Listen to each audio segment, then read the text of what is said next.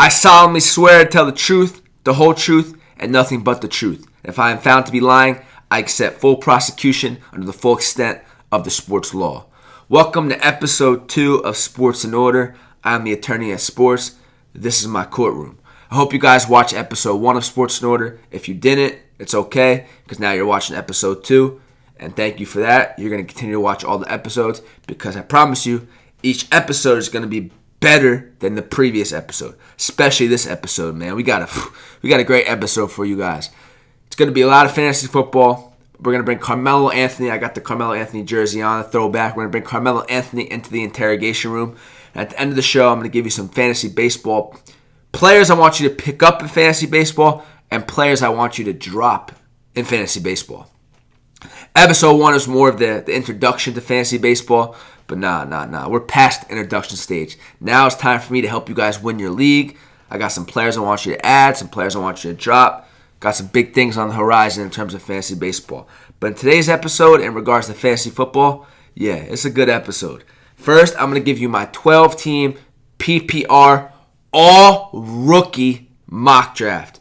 Yeah, that's special. Then after that, I'm going to give you 10 players I expect to have bounce-back years. Players that had bad years last year, but this year, I expect them to have better years. Not great years, but better years than the previous year. Hence, a bounce-back year. Let's get right into it. I'm gonna give you guys right now. This is crazy knowledge. You know, like I always preach, the attorney at sports loves his viewers, loves his fans. I'm about to give you some free game and some free knowledge. I've been giving you guys a lot of that lately. But you know, like I said, I love my fans, I love my viewers. Here, right in front of me, I have my 12-team, all-rookie, PPR, fantasy football, first-round mock draft. Wow. Now, last week was obviously the first round of the draft.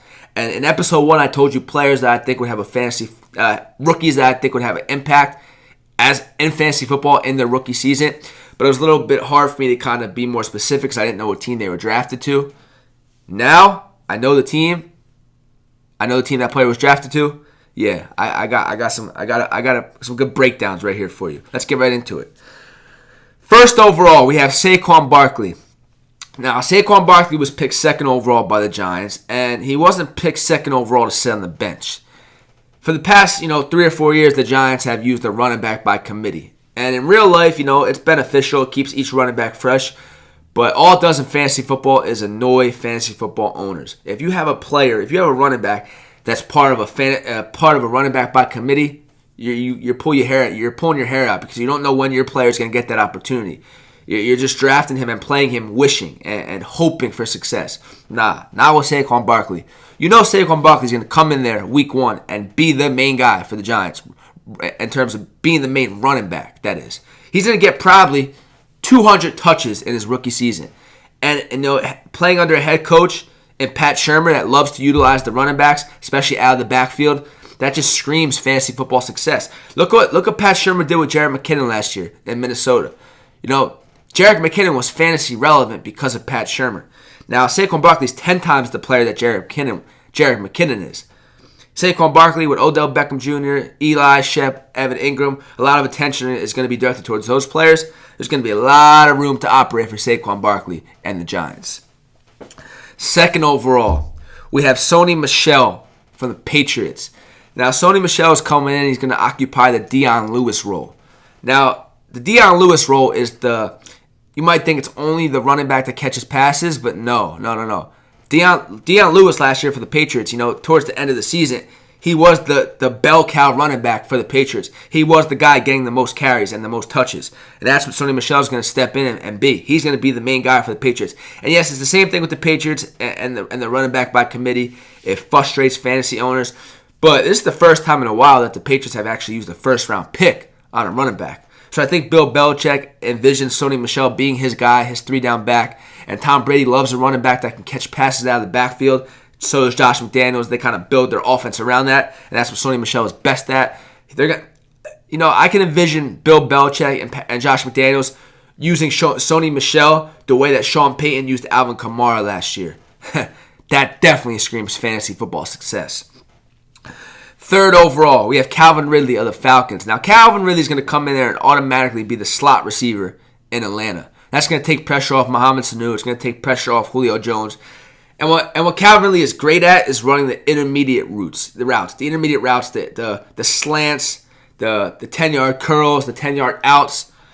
He specializes in the route running. That's what Calvin Ridley does best. And now in Atlanta, you have Julio that takes the top off the defense. He's the one that goes deep. He stretches the field. Mohamed Sanu kind of works the seams and works the middle. But Calvin Ridley's going to, like I said, work the intermediate game, to be the chain-moving receiver in that offense. And in PPR league, this is a PPR league, Calvin Ridley's going to get a lot of catches. Yes, they're going to be short catches, but they're still catches nonetheless. Calvin Ridley's going to get a lot of catches, a lot of receptions. I love Calvin Ridley in a PPR fantasy football league. Fourth, we have DJ Moore from the Panthers. Now, Cam Newton, he loves those quick hitters, those quick slants, those quick out routes. He loves to get the ball to a receiver that's explosive. He loves to get it to him quickly so that receiver can do what he does best and make plays happen after he catches the ball. That's what DJ Moore is best at. Once he gets the ball in his hands, he's a playmaker. And you had Christian McCaffrey there. You have the big guy on the outside, Devin Funchess. And I think DJ Moore complements Devin Funchess very, very well. DJ Moore is the fast guy, the explosive playmaker, and Devin Funchess is the guy on the outside, the big body receiver that's gonna just go up and get the ball. So I like that DJ Moore selection for the Panthers. I like it even more in fantasy football.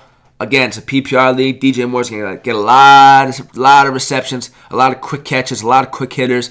Yeah. DJ Moore should have a pretty solid season in fantasy football.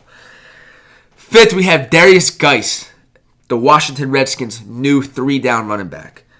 Now, the Washington Redskins have a lot of running backs. Chris Thompson, P. Ryan, the kid they drafted last year out of Oklahoma, Rob Kelly. But this kid, Darius Geis, man, he's the only running back on that roster that is a true 3-down running back. He can catch the ball out of the backfield as well. I had him ranked second after Saquon Barkley. He's a big back. He's just a 3-down running back. I don't know any other way to describe him. And, here's why I like Darius Geis in fantasy football. Because people are probably thinking, oh, they have Chris Thompson. Chris Thompson comes on the field on 3rd down. Chris Thompson's the pass-catching running back. Darius Geis isn't going to be a 3-down back because of Chris Thompson. Theoretically, you're right, but Chris Thompson is so injury-prone. Chris Thompson is as injury-prone as there is in the NFL. He was injured last year. Good chance he gets injured this year. And once that happens, Darius Geis will become the 3-down running back. That's why I like Darius Geis in fantasy football. Going to get a lot of touches, going to get a lot of carries, going to get a lot of opportunity. Sixth, we have Baker Mayfield, the playmaker. That's why I like to describe Baker Mayfield as a playmaker. And yes, Tyrod Taylor is the starting quarterback right now in Cleveland, but how long will that really last? Baker Mayfield was drafted 1st overall. Once as soon as Tyrod Taylor starts to struggle, that's when the dog pounds are going to start chanting, "We want Baker. We want Baker." In the dog pound, when they chant, they chant ruthlessly. And Hugh Jackson's going to get the hint. Tyrod's not the answer. Baker is the answer. He's going to insert Baker as the starting quarterback. He's going to make plays with his legs, make plays with his arms, just make plays. Hence why I call him the playmaker. Plus, he has great weapons out there in Cleveland. He has Josh Gordon, Corey Coleman, Jarvis Landry, the good tight end Njoku, Duke Johnson, Carlos Hyde. Just, good offense, a sneaky good offense in Cleveland. I have a lot of players you could. There's probably a lot of players you could draft in terms of fantasy football from Cleveland's offense. But in terms of rookies, I think Baker Mayfield will have a tremendous impact as a rookie in fantasy football. 7th overall, Lamar Jackson. Same thing with Baker, a playmaker. The problem with Lamar is he might not play as soon as Baker Mayfield gets to play.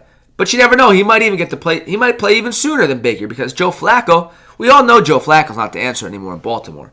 He's just still the quarterback because, one, the financial implications. He's owed a lot of money and it wouldn't make sense to cut him. And 2, he's won a Super Bowl. He's a Super Bowl MVP. That's why Joe Flacco has such a long leash. But as soon as Joe Flacco, struggles, it's a wrap for him because the fan base, they're sick of that boring offense. That stale offense. They want Lamar Jackson to come in and bring some life to this Ravens team. And even if he doesn't start right away, you could bet Lamar Jackson's going to have a package of plays just for him to get on the field.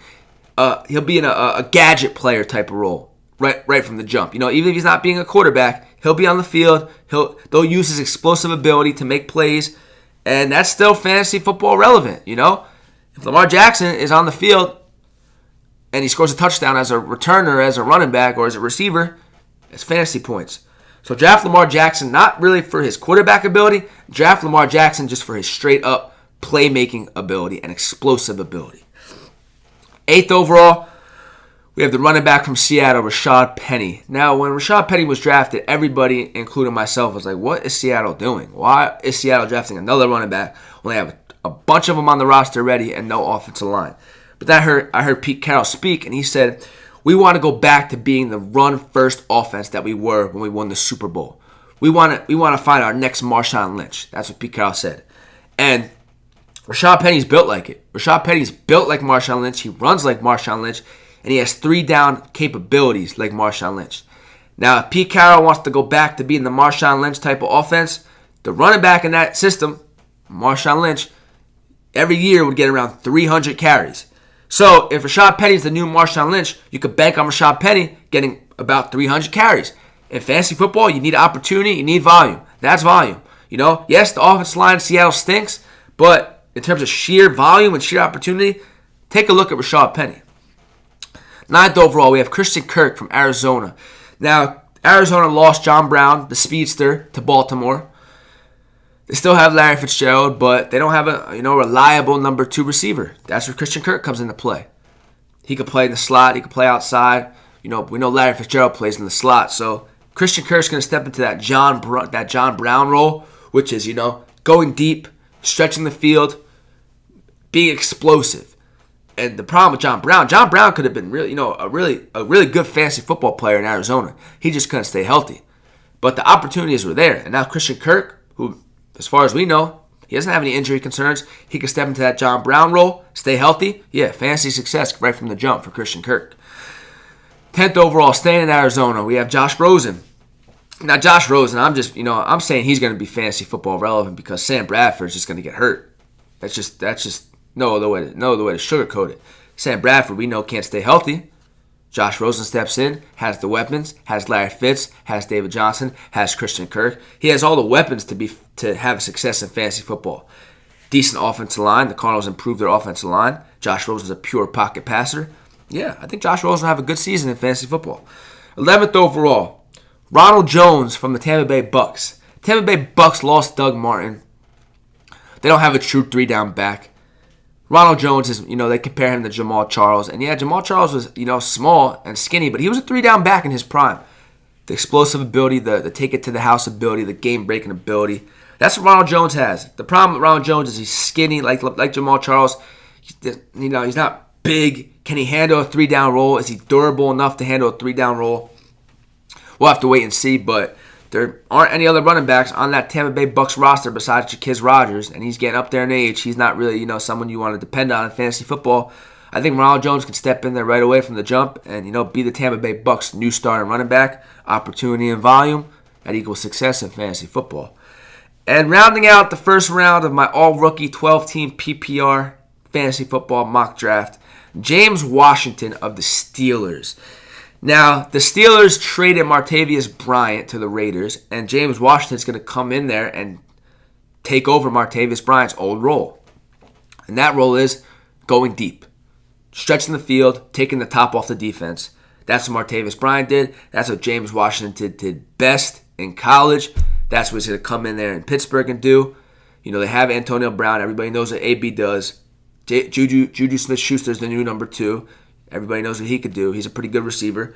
But that third receiver, he could be the X factor in the Steelers' offense. I'm talking X factor in terms of fantasy football. Because everybody's focusing on AB. Everybody's focusing on Smith-Schuster. Everybody's focusing on Le'Veon Bell. You have James Washington, who's a speedster, a burner. He takes the top off the defense. He goes deep. Big Ben throws it up there. You got touchdowns. You got big gains, big yardage gains. Yeah, James Washington, I like him. Sneaky pick, sleeper pick, but a pick nonetheless in the first round of my 12-team PPR all-rookie fantasy football mock draft.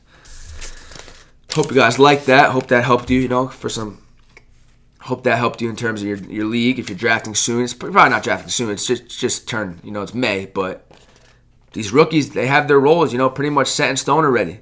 Not much is going to change from now until the regular season, besides maybe injuries.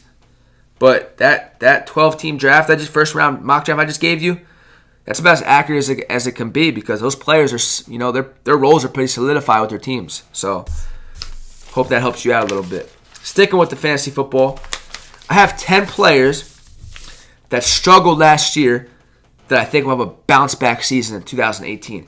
And a player that missed the entire season last year doesn't count for this type of list. So like Andrew Luck, I want to put Andrew Luck on this list because he didn't have a bad season last year. He didn't play at all last year. He missed the entire season. So that's why he doesn't make the list in terms of a bounce back player list.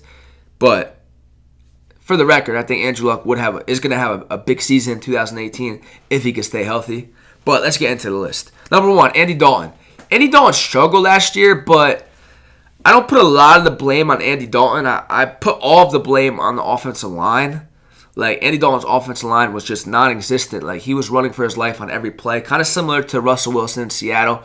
Russell Wilson's just more superior, more athletic than Andy Dalton, so he was able to get by moving around and making plays in the pocket. That's not Andy Dalton's game. Andy Dalton can move around if necessary, but when he's running around on every single play, no, good things aren't going to happen. But the Bengals, they drafted Billy Price, the center from Ohio State. They traded for Cordy Glenn, the left tackle from Buffalo. So now, Andy Dalton has some quality pieces on the offensive line protecting him. I think he's going to have a bounce-back season because the weapons are there. A.J. Green's there. Joe Mixon's taken over as the full-time starting running back.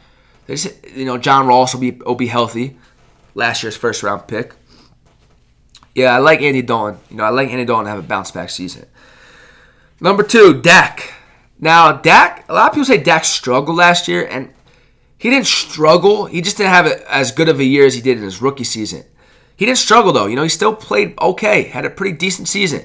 That was without Zeke for 6 games. That was without Tyron Smith for a couple games. Like, Dak didn't have Zeke. Dak didn't have his quality offensive line that he was used to. Now you bring Zeke back for a full season. The offensive line's healthy.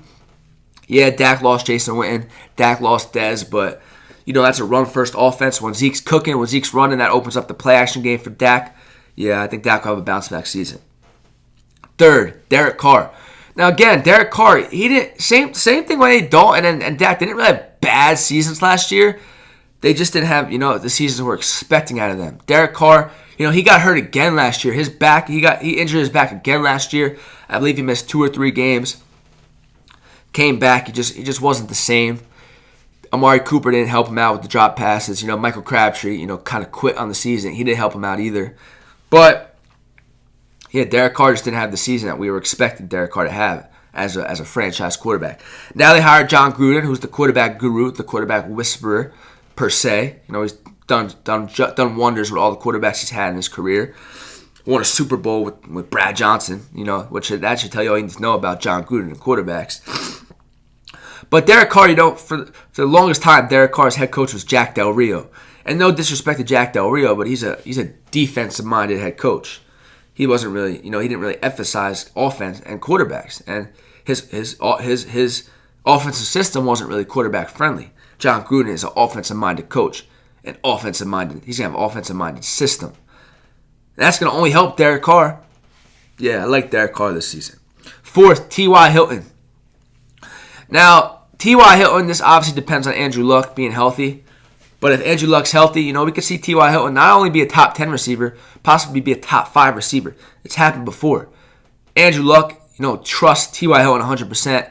T.Y. Hilton's game is predicated on speed. And, once T.Y. Hilton gets deep and beats the defender and beats the defense, he needs that quarterback to throw it deep to him and put it right into his lap.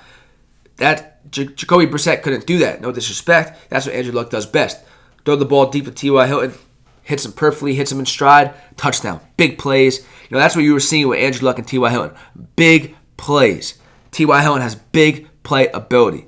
But T.Y. Hilton is the real T.Y. Hilton with Andrew Luck. So hopefully Andrew Luck comes back healthy. T.Y. Hilton's healthy. We can see a big bounce back season for T.Y. Hilton.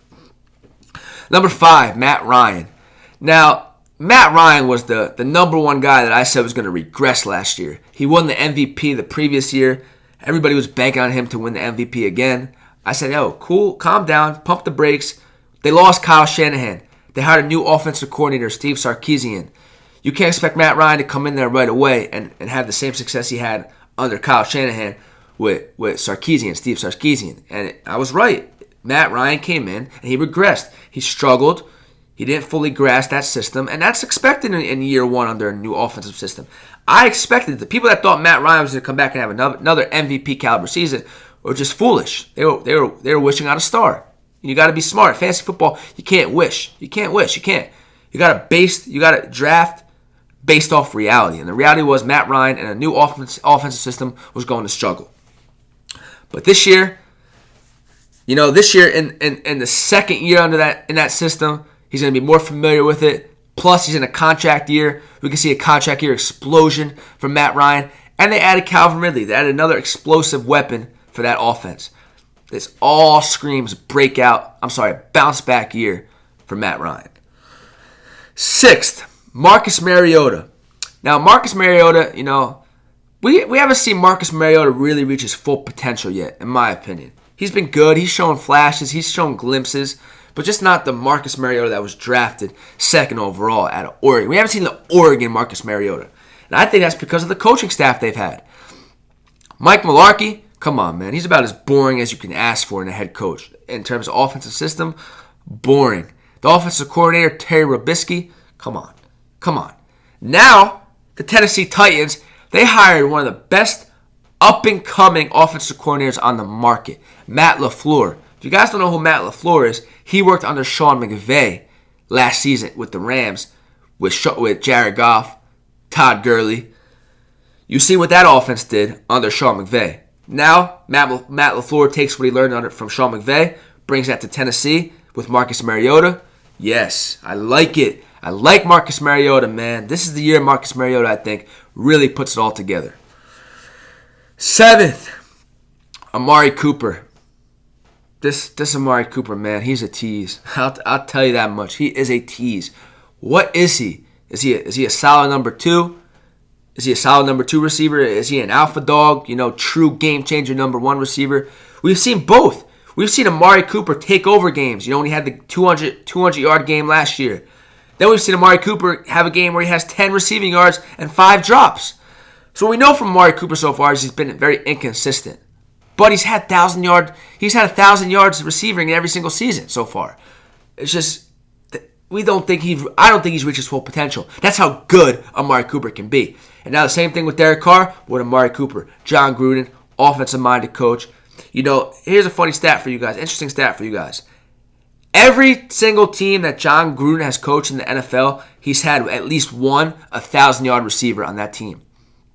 Yeah. Every single team John Gruden has ever coached in the NFL, he's had at least one receiver with 1,000 receiving yards. This year, I think it's going to be Amari Cooper. Yeah, they signed Jordy. They traded for Jordy Nelson. They signed Jordy Nelson, whatever they did. They traded for Martavius Bryant. There's a couple other receivers there for Derek Carr to work with, but Amari Cooper is Derek Carr's number one target. I could see Amari Cooper and John Gruden's offensive system getting 120 receptions. Yeah, in a PPR league, receptions are obviously beautiful. But Amari Cooper, not only with the receptions, but he's a home run threat as well. Just get the ball in his hands, and he makes plays happen. Makes things happen. Yeah, I like Amari Cooper this year, man. Especially in John Gruden's offensive system. Eighth. We have the 8th player to bounce back. 8th on my list, Jameis Winston. Now, Jameis Winston's another one, man. Has not reached his full potential. Drafted first overall, and he has not looked like a first overall pick. He has not looked like a franchise quarterback. And I think Jameis Winston continues to get chance after chance because he was the first overall pick. But if he was a 4th-round pick or a 5th-round pick, he'd probably be benched already. That's how bad Jameis Winston has played. He has everything you want, though, in a franchise quarterback. Leadership, big, strong arm, athletic. Last year was, he was injured a little bit with the shoulder. Him and Deshaun Jackson have that chemistry. Mike Evans struggled a little bit. So now, with Mike Evans coming back, motivated, got his contract. Deshaun Jackson in the second year with Jameis Winston. I think Jameis Winston, I think he's ready. I think he's ready to prove to the world that he is a franchise quarterback. 9th, we have Demaryius Thomas and Emmanuel Sanders. Now, last year, both of these receivers, who we know to be pretty consistent when it comes to fantasy football, just fell off the map. they just weren't relevant in fantasy football at all. And you could blame Trevor Siemian, you could blame Paxton Lynch, you could blame the inept quarterback play in Denver. But now the Broncos went out and signed Case Keenum to kind of stabilize the quarterback position. Now Case Keenum's no John Elway, but he knows what he has to do to get the ball to his best players and his best receivers. That's Emmanuel Sanders and Demaryius Thomas. In a PPR league, like I said, I always emphasize PPR. Emmanuel Sanders is going to get his catches. Demaryius Thomas is going to get his catches. Case Keenum, he's not the guy that's going to really throw it deep, but he'll hit you on the short routes, the intermediate routes. Yeah. Emmanuel Sanders and Demaryius Thomas, big bounce back seasons coming for them. And last but not least, Mike Evans. Mike Evans only had 5 touchdowns last year. Only 5 touchdowns. And I believe he didn't have his first touchdown until like week 6. Mike Evans just out of the gate came out flat, just came out struggling. I don't know if it was because of Jameis Winston. I don't know if it was he was mad because Deshaun Jackson was on the other side. I don't know what it was, but Mike Evans was not the Mike Evans we all know. Still had 1,000 yards receiving, but when you draft Mike Evans, man, you draft Mike Evans with the intent of having double-digit touchdowns. And I think in 2008 he will have double-digit touchdowns. I think Deshaun Jackson will actually be beneficial this year to Mike Evans because he's going to eventually prove to need a safety over the top because of his speed. And that's going to leave Mike Evans a lot of times in one-on-one situations, especially in the red zone. I think Jameis Winston will feast on that. I think Mike Evans will feast on that. Yeah, I can see Mike Evans having double-digit touchdowns in 2018.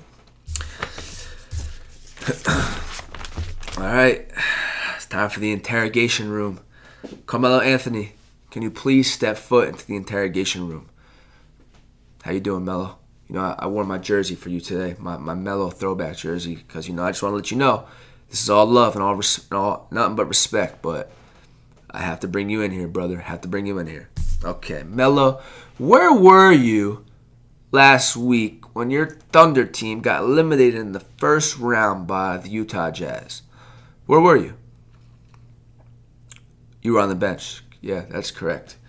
What were you doing on the bench, Carmelo? Oh, you don't know? I'll tell you why you were on the bench. I'll tell you what you were doing on the bench. You were on the bench because you can't play anymore. No disrespect, Carmelo, but you're not Melo anymore. You're Carmelo now. You're not Melo. You're Carmelo. You just can't play anymore. It's just that simple. You're a bench player at best, Melo. You're a role player at best. And it's tough for me to say because I'm a big fan of you, but I'm a big fan of your game. I've been a big fan of your game, but watching you this season in Oklahoma City in that role, you still couldn't be successful in that role as a third option. You still couldn't be successful as a third option on offense. You're slow. You don't engage on defense.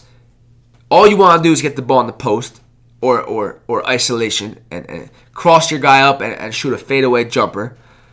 No, you might have been able to get away with that 6 years ago with the Knicks when you were the number one option and nobody cared because the Knicks were going to lose anyway and you weren't going anywhere. So, but this year, when you're the third option on a Thunder offense with Russell Westbrook and Paul George, when they give you the ball, it's not to shoot it. It's not to go one-on-one and play isolation basketball. That's not what they want you to do. And that's what you did. I want to know why you did it. Oh, because you earned that right? That's what you're telling me? Because you earned that right to shoot the ball and play your style of play? That's what you're telling me? You earned it? Oh, let me have a sip. You need water? You need coffee, Melo? You need anything? You're good? Okay. You earned it. How have you earned it? Have you ever been to an NBA Finals? No. Didn't think so. Have you ever even been to a conference finals? Oh, you've been to one conference finals. So in 15 years, you've never made one NBA Finals appearance and you've made one conference finals appearance. And you say you earned it. You've earned playing the way you want to play. Wow. That's mind-boggling to me because I don't know how you think you earned it. Scoring and being on the all-time scoring list doesn't mean you earn that right. Let me tell you something, Melo. How you earn the right to play how you want to play is to be a winner. When you're a winner, you can play how you want to play. LeBron James is a winner. Your best buddy, LeBron James, is a winner. That's why he plays the way he plays. Dwayne Wade, this is funny because Melo, after you lost that game, you said, and I quote, I'm not sacrificing no bench role. Pretty much you're telling the world that you're Carmelo Anthony and you're too good to come off the bench. Too good to come off the bench. Dwayne Wade, your best buddy, is a 3-time NBA champion. He came off the bench. He came off the bench in Cleveland and in Miami, where he won 3 championships. Dwayne Wade came off the bench in Miami for the Miami Heat, an organization that he won 3 championships with. If he could come off the bench for an organization in which he won 3 championships with, why can't you come off the bench for a Thunder team in which you lost in the first round? I need to know this, Melo. I need to know this. You're getting paid, Melo. If you opt into your option, which I'm recommending that you don't do it. Please don't do it. I'm telling you, don't do it, Melo. You opt into your option for next season. How much will it pay you? $28 million.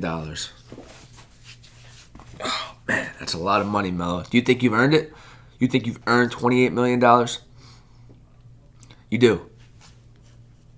Oh, okay. Never been to an NBA Finals in 15 years, but you've earned $28 million. Scoring 7 points in an elimination game, but you've earned $28 million.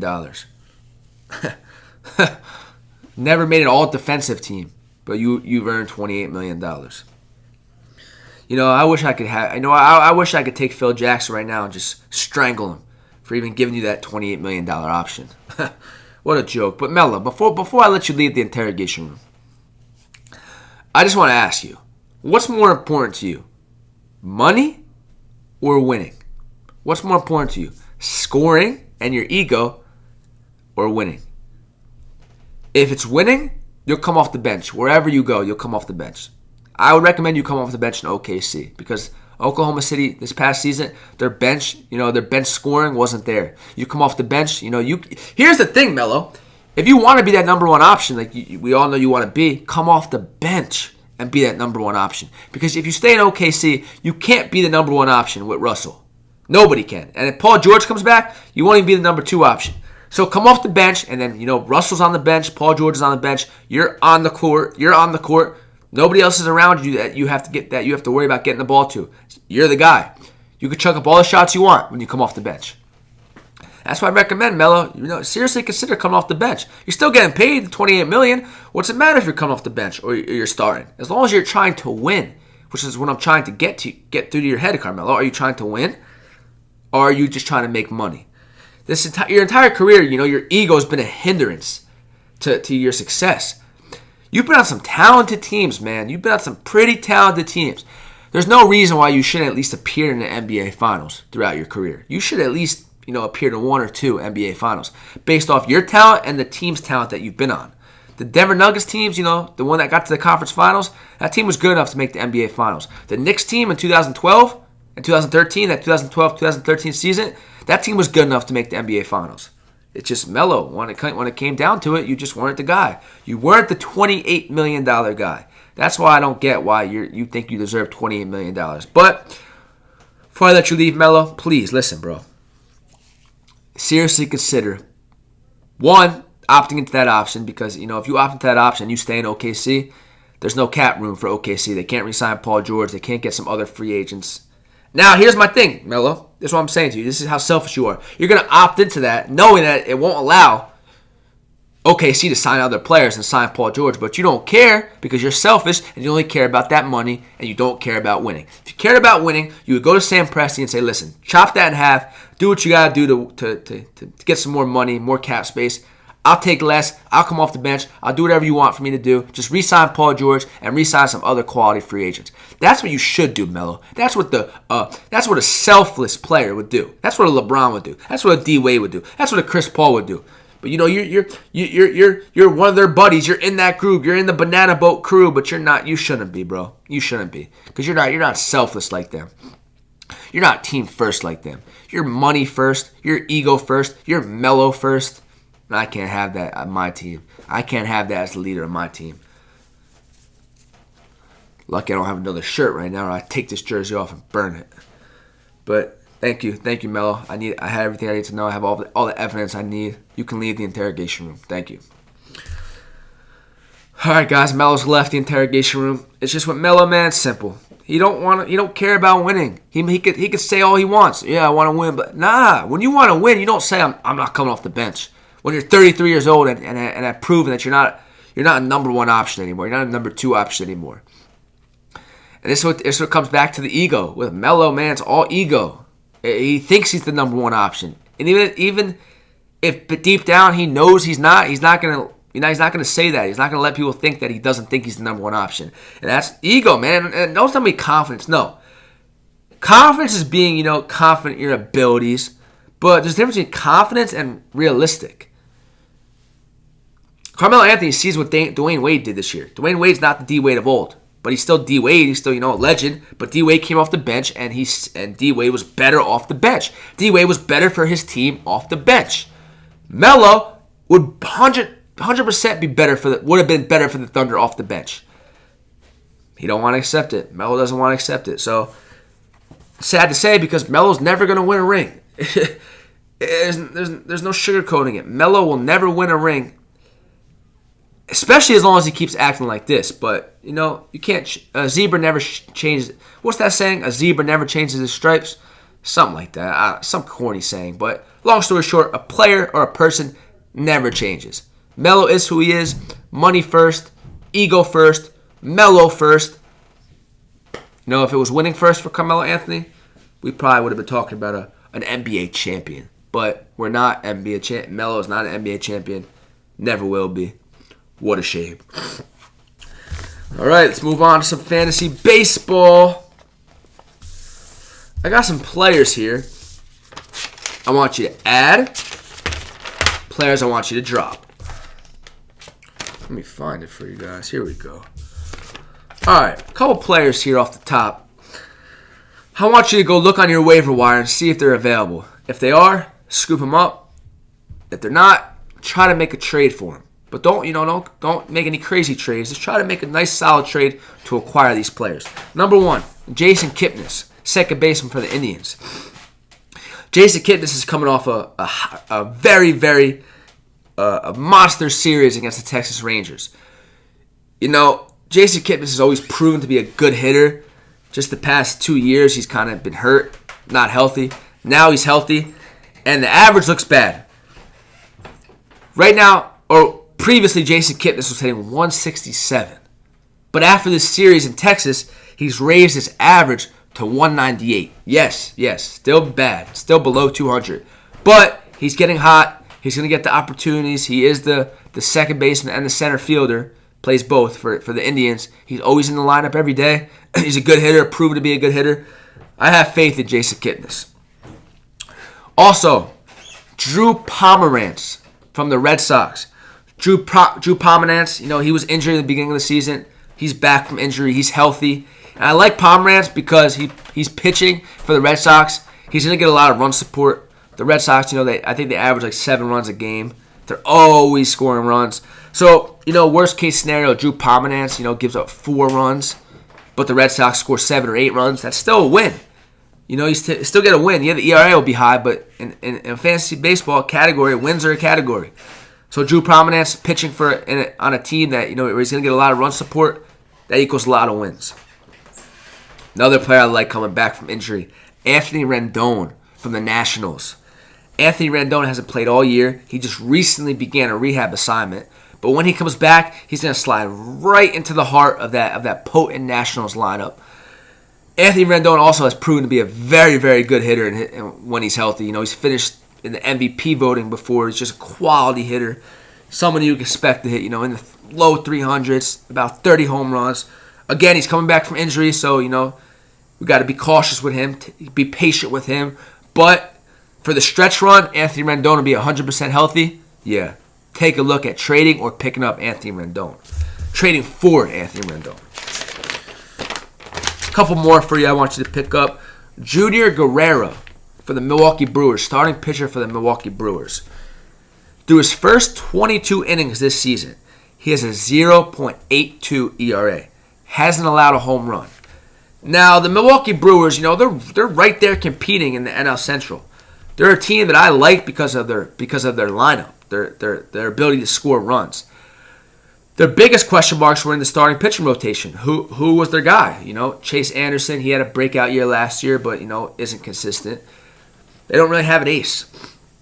So far, Junior Guerrero has been their ace. Like I said, it's 0.82 ERA through 22 innings. Hasn't allowed a home run. What more can you ask for from a starting pitcher in fantasy baseball? Is it real or is it a fluke? Is Guerrero a contender or a pretender? I don't care. Because I want him now. I want him right now because of how well he's pitching. If he's a pretender and he ends up stinking down the line, whatever. I'll take that chance. But take a look at Junior Guerrero, Milwaukee Brewers starting pitcher. Also, a rookie, Joey Wendell from the Tampa Bay Rays. In his last 5 games, Joey Wendell has multiple hits. Last 5 games, he's had at least 2 hits.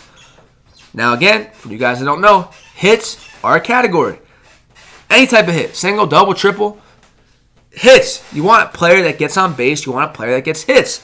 Joey Wendell, in his last 5 games, has had multiple hits. Come on, man, sign me up. I need some hits. I need some players that are going to get hits, and that's what Joey Wendell is doing right now, getting hits. He's hitting .348. Pick up Joey Wendell from the Tampa Bay Rays. One more player I want you to pick up, Howie Kendrick. Washington Nationals. Now, Howie Kendrick has been playing because he's been playing second base for the Nationals because the Nationals don't have Daniel Murphy. Daniel Murphy, we don't know when he's coming back. Who cares? Howie Kendrick's on a 7-game hitting streak, hitting .299. Now, you're not going to get a lot of power with Howie Kendrick, but you're going to get a reliable source of batting average. You're going to be somebody that can just rake and get on base and get singles, doubles, extra base hits. Like I said, not a lot of home runs, but I don't care about the power. Power is a category, but so are hits, and so is batting average. Howie Kendrick is hitting .299. Sign me up. Plus, he's hitting behind Bryce Harper. Bryce Harper's going to get intentionally walked a lot and get walked a lot. That's going to leave a lot of opportunities with runners on base and a lot of pitches to see for Howie Kendrick. I like me some Howie Kendrick, with or without Daniel Murphy. I don't care.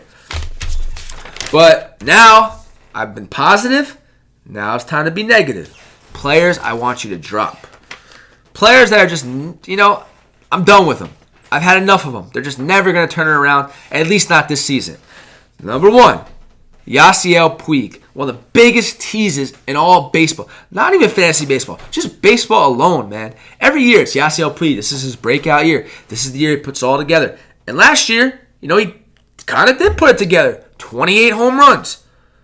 This kid, Yasiel Puig, he's finally reaching his full potential. He's finally putting it all together. This year, he comes back. He's hitting .193 with 0 home runs. .193. Hasn't hit a home run yet. A year after hitting 28 home runs. I don't got time for that on my team. I don't have time for it. You're either producing, or you're on my bench, or you're on the waiver wire. Yasiel Puig's not even good enough to be on my bench.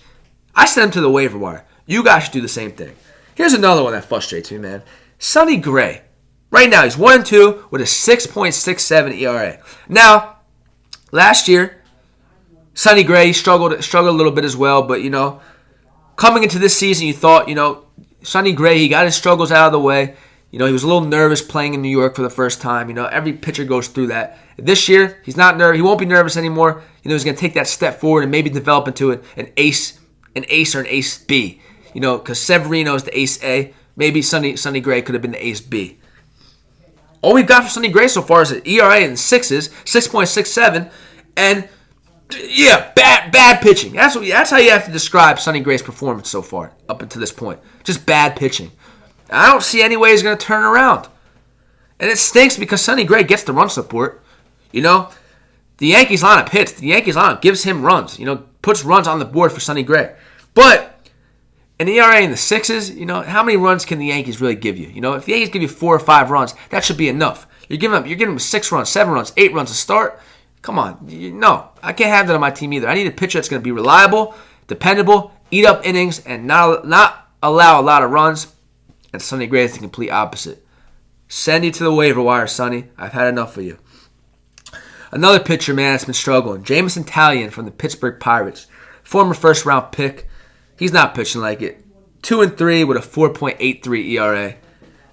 I just can't have ERAs that high on my team. That's just what it is for me. I like pitchers that allow 2 runs. I'll set up for 3 runs. That's okay. But I want a pitcher that gives me, 6 or 7 innings, allows 2 runs, 10 strikeouts. I can't have a pitcher with an ERA almost in the 5s. I can't have that on my team. Jameson Taillon is an ERA 4.83. There's no room for him on my team. Drop him, guys. Drop Jameson Taillon. He's not the answer in fantasy baseball. I don't want him. Waiver wire. 2 more players that you should drop. And this next one, man, it pains me to say it, but Ian Kinsler. Oh, man. Ian Kinsler. I'm a big fan of Ian Kinsler. Always been a big fan of Ian Kinsler. Another one, coming back from the injury, but he just doesn't look healthy. He's hitting .238 with 1 home run. He just has no pop, man. And what you got from Ian Kinsler, in terms of fantasy baseball throughout his career, has been home runs. Ian Kinsler's been a reliable source of power. He only has 1 home run right now. And I don't got time for it. It's just I don't have time for that on my team. I don't have time for somebody that's hitting .238 with only 1 home run. Now, if you were hitting .238 and had like 12 home runs or, 10 home runs, I could deal with it because the power's there. The average isn't there, but the power's there. .238 and only 1 home run? Nah. See ya, Ian. See ya. Head to the waiver wire. And the last player I want you to drop, Evan Gattis from the Houston Astros. Evan Gattis is hitting .193, 1 home run. He's another guy, no pop. Evan Gattis has been a guy in terms of fantasy baseball. He's going to hit for low average, but he's going to hit for a lot of power, a lot of home runs. I believe 2 years ago, Evan Gattis hit 27 home runs. The year before, I think it was like 24, 25. Evan Gattis has always proven to be a home run hitter. And again, like I talked about last week, fantasy baseball, you want to have a team that's balanced and not top heavy. But still, you'd like to have players like Evan Gattis on your team occupying a slot because he's gonna fulfill the power category. He's gonna fulfill the home run category. This year, he's got 1 home run, hitting .193. How do you only have 1 home run and you're hitting below 200? How bad of a baseball player can you be? I just don't understand it. But I don't got time for that on my team. Evan Gattis, head to the waiver wire. That's it for today's episode of Sports in Order, episode 2, officially in the books. Hope you guys enjoyed it. Actually, this episode was shorter than episode 1. Episode 1 was, I think, 55 minutes. Right now, we're at 47 minutes. I think that's a good time, almost about a 50-minute show. I think that's a decent length because, a lot of people don't want to sit and listen to me for an hour. I feel you. I wouldn't want to sit and listen to me for an hour, but I would sit and listen to me for 47 minutes. But it's your guys' choice, whatever you guys want to do. Listen to me, don't listen to me. I'm going to still be here. But the verdict is in. The jury has decided on their verdict. Let me read it to you guys. Let me see what it is. Oh, cool. Okay, cool. All right, here we go. Wow, this is a tough one. Dang. But the jury has decided on its verdict. The jury has sentenced all of you guys to 25 years to life of drinking ice cold beer, eating buffalo wings, and enjoying sports. This is Sports in Order. I'm the attorney at sports. This is my courtroom. The jury is out.